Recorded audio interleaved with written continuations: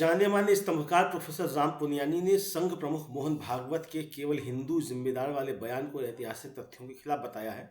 आइए सुनते हैं प्रोफेसर राम पुनियानी का आलेख। द इंडियन एक्सप्रेस मुंबई संस्करण के 17 फरवरी 2025 के अंक में हिंदू समुदाय देश का जिम्मेदार तबका शीर्षक से प्रकाशित एक समाचार में आरएसएस के मुखिया मोहन भागवत को उद्धृत करते हुए कहा गया है कि संघ हिंदू समुदाय को एकजुट करना चाहता है क्योंकि हिंदू समुदाय पर ही इस देश की जिम्मेदारी है। ये बात भागवत ने पश्चिम बंगाल के वर्धमान में आरएसएस के स्वयंसेवकों को संबोधित करते हुए कही थी। इसके अलावा उन्होंने यह भी कहा था कि हिंदू ही देश के गुणधर्मों का मूर्त रूप है और देश की विविधतापूर्ण जनता को एकता के सूत्र में बांधकर रखते हैं। मोहन भागवत पश्चिम बंगाल के 10 दिवसीय दौरे पर थे। यह निरूपण न केवल भारतीय संविधान के मूल्यों के विपरीत है वरन इतिहास हमें जो बताता है उसके भी एकदम खिलाफ है।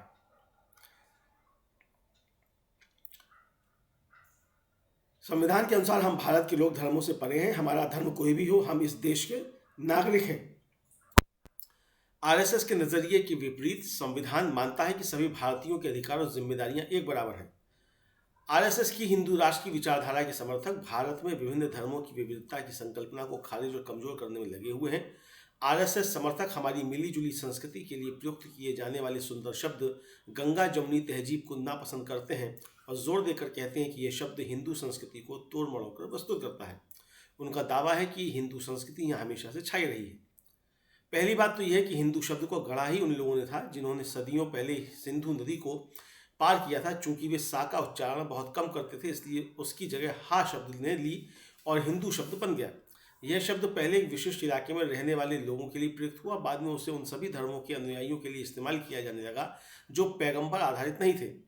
13वीं सदी में मिन्हाज सिराज नामक एक फारसी इतिहासकार ने पहली बार इस शब्द का इस्तेमाल पंजाब, हरियाणा और गंगा व यमुना नदियों के बीच के क्षेत्र के लिए किया।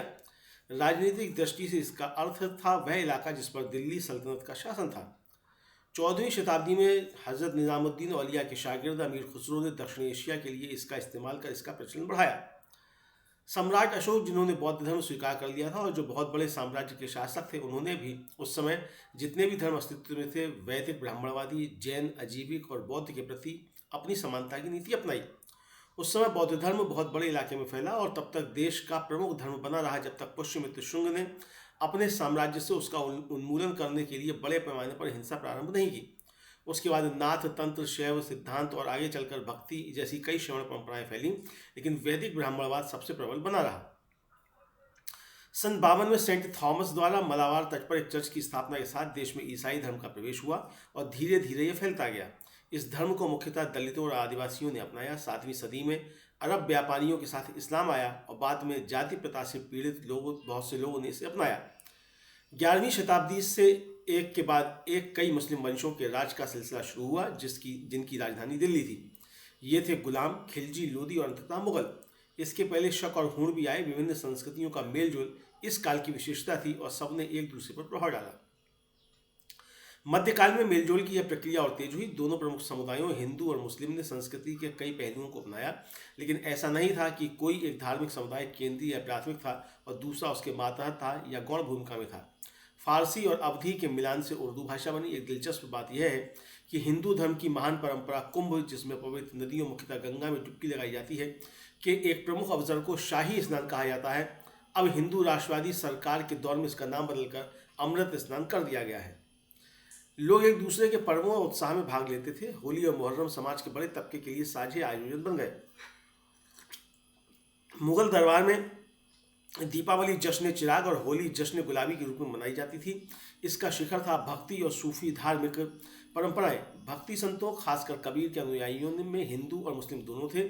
हिंदू संतों की दरगाहों पर हिंदू और मुस्लिम दोनों जाते थे।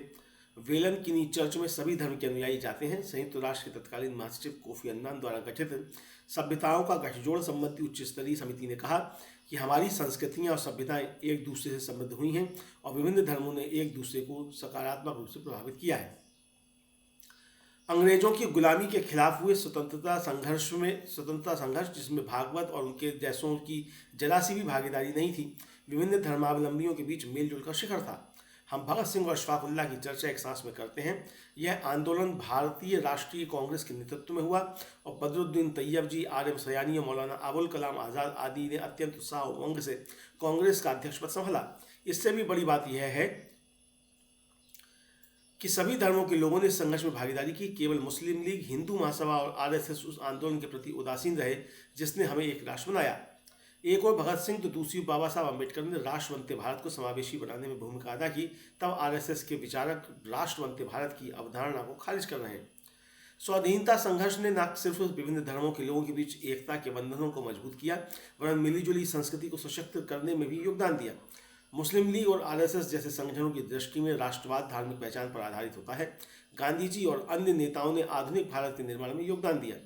आज़ादी के आंदोलन के मूल्य हमारे संविधान का हिस्सा हैं, जिसमें धर्मों और भाषाओं की विविधताओं के परे विविधता और बहुलता का समावेश है। भागवत केवल हिंदू समुदाय की आंतरिक विविधता की बात करते हैं और मानते हैं कि केवल हिंदुओं पर ही इस देश की जिम्मेदारी है। भागवत की केवल हिंदू वाली विचारधारा देश की उन्नति में बड़ी बाधा है। वे वसुधैव कुटुंबकम की अवधारणा के समर्थक होने का दावा करते हैं, लेकिन उनके क्रियाकलाप जैसे शाखाओं में दिए जाने वाला प्रशिक्षण, उनके द्वारा उठाए जाने वाले मुद्दे जैसे राम मंदिर, घर वापसी, लव जिहाद, गौ माता आदि अल्पसंख्यकों के प्रति घृणा उत्पन्न करते हैं और उसके चलते समाज के बड़े तबके में भय फैलता है। उन्हें हिंसा का सामना करना पड़ता है। भारत सहित पूरा विश्व एक विशाल बगीचा है जिसमें कई रंगों के फूल खिले हैं। केवल हिंदुओं को देश के प्रति जिम्मेदार बताना लोगों को बांटेगा। हम सभी धर्मों के समान अधिकार हैं और देश के प्रति समान उत्तरदायित्व है, भले ही हम किसी भी धर्म के अनुयायी हों। अंग्रेजी से रूपांतरण अमरीश हरदिनिया, लेखक, IIT मुंबई में पढ़ाते थे और सन 2007 के नेशनल कम्युनल हार्मोनी अवार्ड से सम्मानित हैं। आशा है आपको ये वीडियो पसंद आया होगा। इसको ज़्यादा से ज़्यादा लाइक और शेयर करें और अगर आपने हमारा YouTube चैनल अभी तक सब्सक्राइब नहीं किया है तो इसको सब्सक्राइब करें और अपनी राय कमेंट बॉक्स में बताएं कि आपको यह आलेख कैसा लगा। प्रोफेसर राम पुनियानी के विचारों से आप कितना सहमत हैं, कितने असहमत हैं और आप हमसे किस तरीके के और वीडियो चाहते हैं, ये ज़रूर हमको बताइए।